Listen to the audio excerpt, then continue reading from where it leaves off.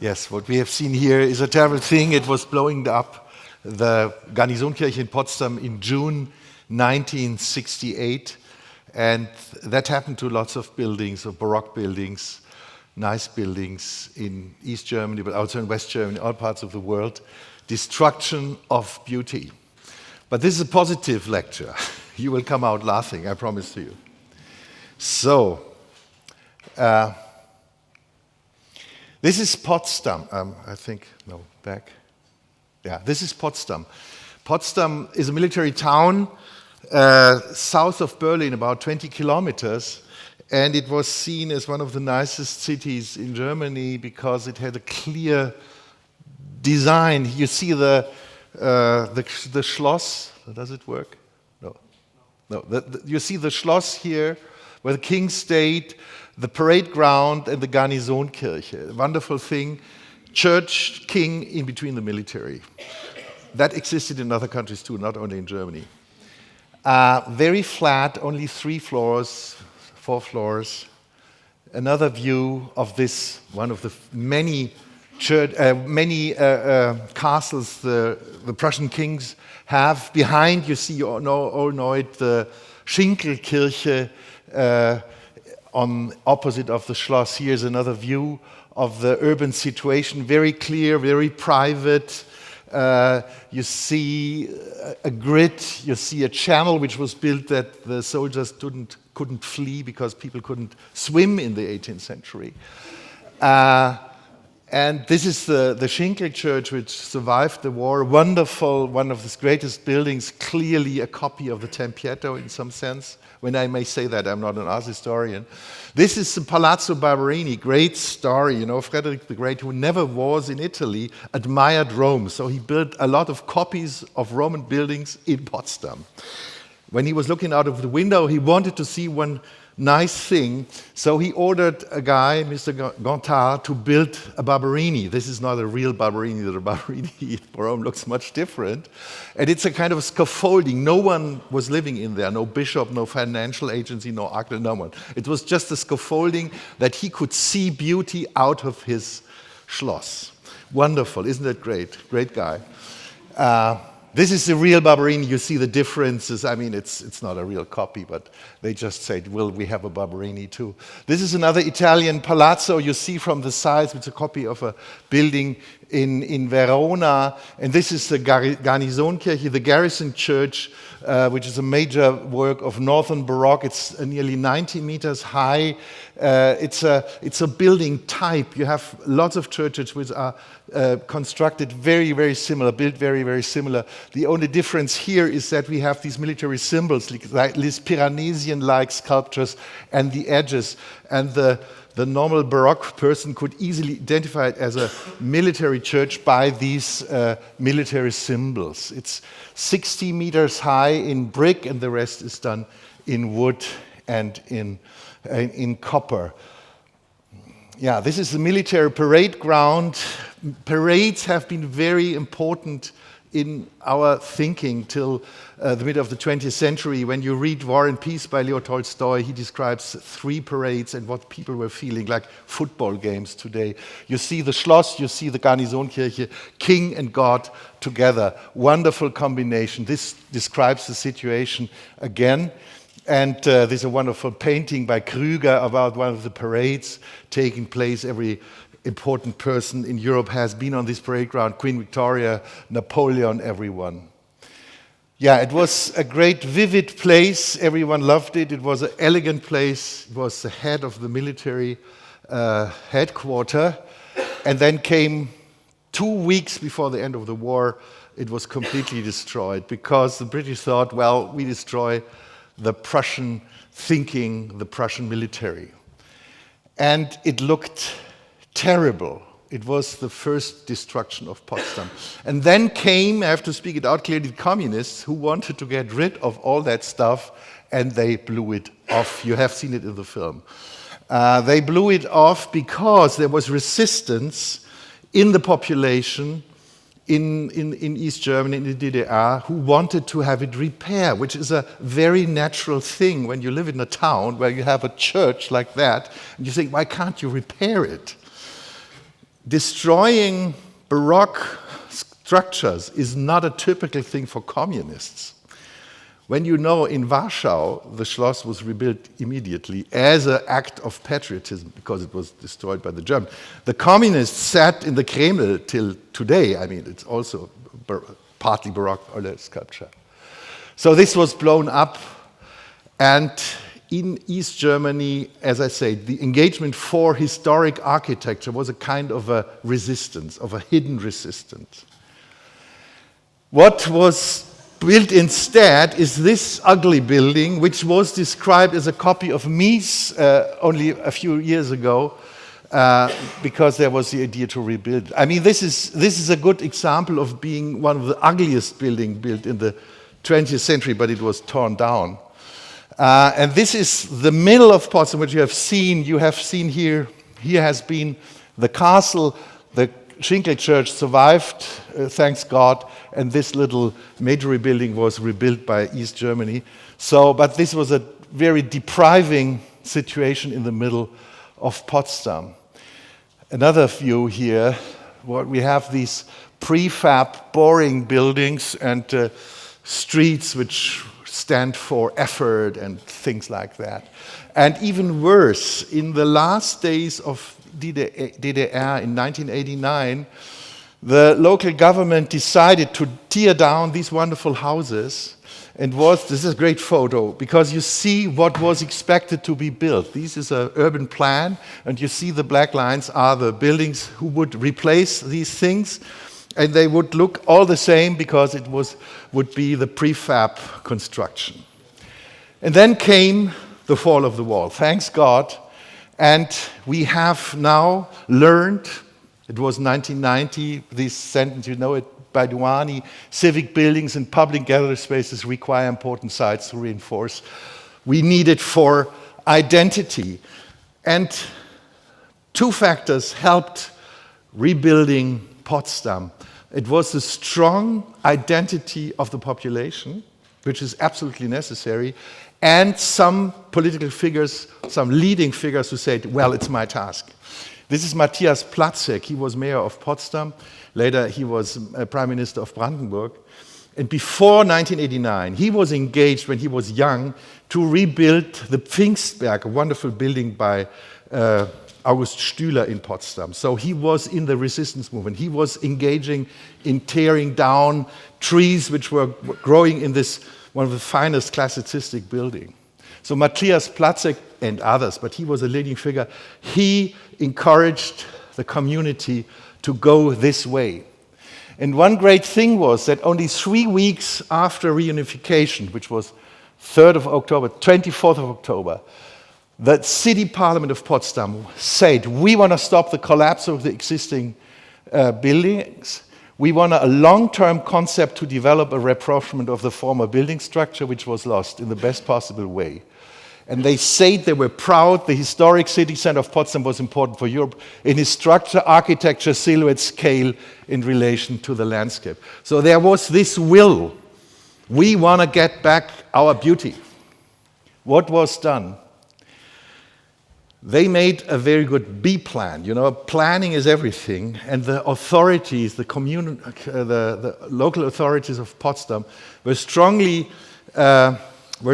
moved and learned from the IBA process. IBA was the International Building Exhibition in Berlin, 1980 till 1988.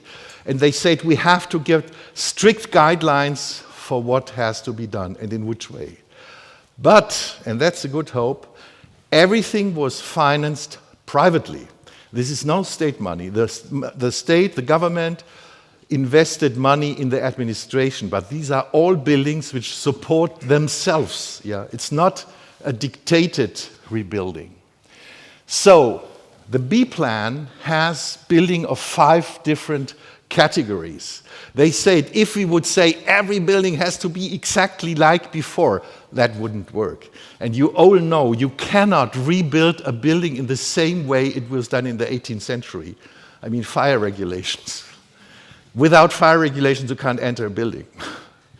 And so on. So we have these 5 categories, which I show you here on this map. So this is the inner circle of Potsdam, we have the existing buildings, which are only three: Schinkel, the Obelisk, and the Majory.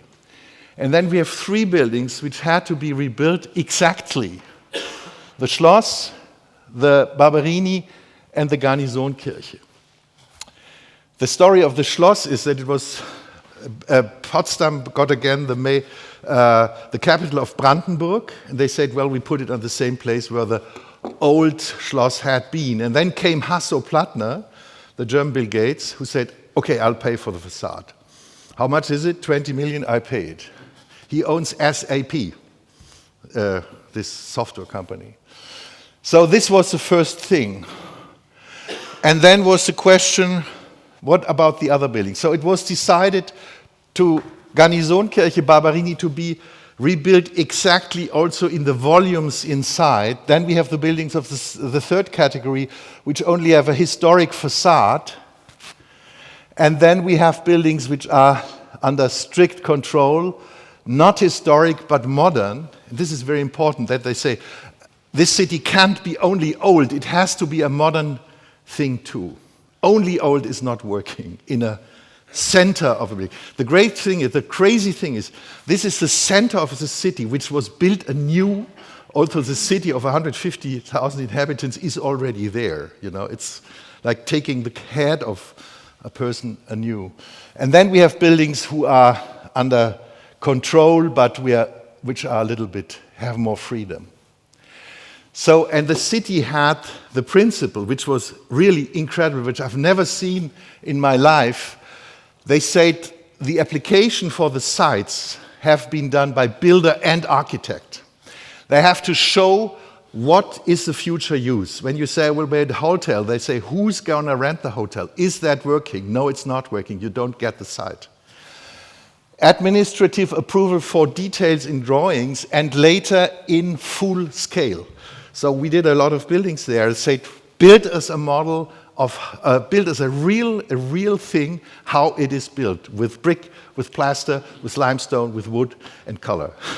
And if you don't do that, you don't get the permit to start the building. Very strict, very efficient. And by that success, it attracted sponsors and people who paid for it, because all the buildings had to pay for themselves. So this is a view, partly real, partly not real, not yet finished. But all what you see is done, started, or finished. So you see the Schinkelkirche, you see the Obelisk, which are original, the Majory. This is the Schloss, which is not a complete exact copy in the courtyard, but from the facades, from the outside. And this is what has been completely empty: the Barberini, the two palazzos, the Italian, and the more modern buildings, which have to be are kind of representative thing. And on the left side, you see the block where the corner buildings are in full historic facades, and the background and the backside of the houses and houses in between are normal buildings. You must know that a historic facade costs enormous money. The facade for the Barberini costs 4,000 euro per square meter without windows. A normal facade would cost 400. So it's a great factor. If you would say everyone would have to have a historic facade, it wouldn't work financially. So this is the old view, what we have seen, and this is the new view. Yeah, almost the same thing. Isn't that a big success story in this sad world?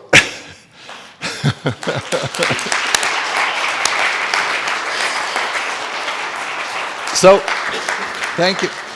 So this is a new parliament. The facade paid by Hasso-Plattner, in the background the Schinkel church, and there are new elements. This is not complete perfect history. These openings didn't exist, and the openings in the roof didn't exist either. This is the normal building. This is the king, and this is the civic society, which has offices, which has a lot of detail. We did that, which has a lot of details, which has a basis, which has a differentiated roof, which has divided windows. This is from the other side. This is a wonderful way along the river. A very vivid place. This is the curve. You see a lot of details. We have bronze doors, windows in wood. This is a housing project. This is the entrance for the underground parking. Please always do it in two and not in one big thing. And here on the left side, we have already the copy of these Italian palazzos. You see how much they cost. This is really a lot of detailing. And here this is the original in Verona, the palazzo where we have seen the copy. And this is the Barberini, Palazzo Barberini, which has, don't get me wrong, we have a floor-to-ceiling height of 6 to 8 meters here. So it can only be used as a museum. It was written in the B plan that the floor height of 6 to 8 meters had to be applied inside too. So you couldn't divide it in another way. And it is now used for the private collection of Hasso-Plattner. Hasso-Plattner has a collection of 34 Monets. 2 weeks before the opening, he bought a Monet in New York for 120 million. So you can understand how much this building cost. This is the inside, which is a one-to-one full-scale copy of what we had before. This is Hasso-Plattner in one of his Monets. This is now we're going around the piazza to see. You get an impression. This is the site in the northwest, which was just scaffolding was just falling. You see, this is the historic facade. You see the floor-to-ceiling height here, very high, very hard to rent. You have to charge a big rent.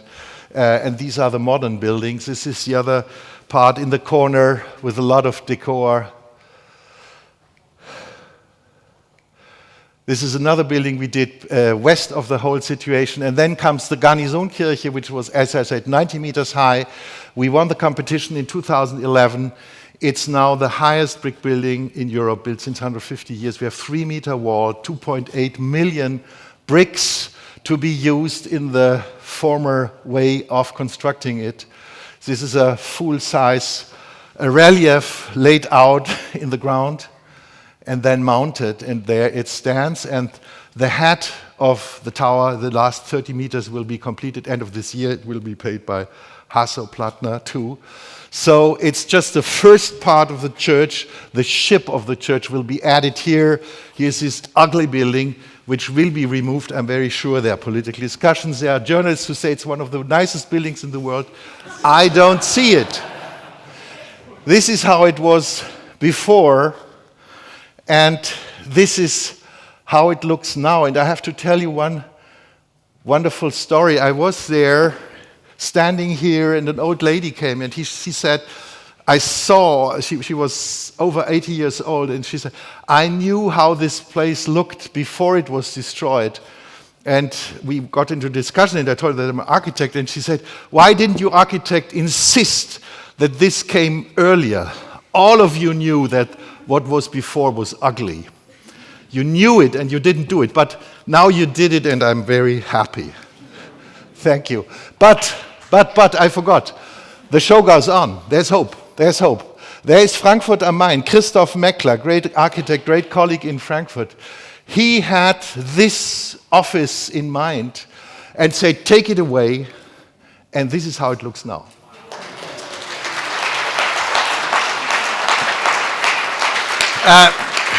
Most of the journalists we spoke about it, deny that this is good architecture. When you go through here, you don't find place because everyone is coming there. The same happened in Dresden, and the guy who initiated it was Wilhelm Güttler, a trumpeter, not an architect, from the Dresden Philharmonics. And he said, this great church, which was painted by Canaletto, Frauenkirche, we want it back again. And this is how it looks today. Civic engagement, and the great thing was they said, we want the Canaletto view back. So this is a great painting of Canaletto. You know, it's a kind of a photography because he had a lens and a tent. And they said, we want that back. And They got it back. And the last thing, and then I finish here, Wilhelm von Bedien, he was a dealer of agricultural machinery. A great guy. He said, I want the Berlin Schloss back. I want it back. We don't want to keep this ugly palace. And he convinced everyone in the Republic. The last persons he had to convince were the architects, which are still opposing. And he made these drawings of this photography. This is how it looks now. And he said, it could look like that. What do you prefer? And then he made this wonderful thing. In 1994, he put up this scaffolding in full size to say, this is how it will look. And then in 2002, the German parliament decided the Schloss will come back. And this is how it looks now. Thank you.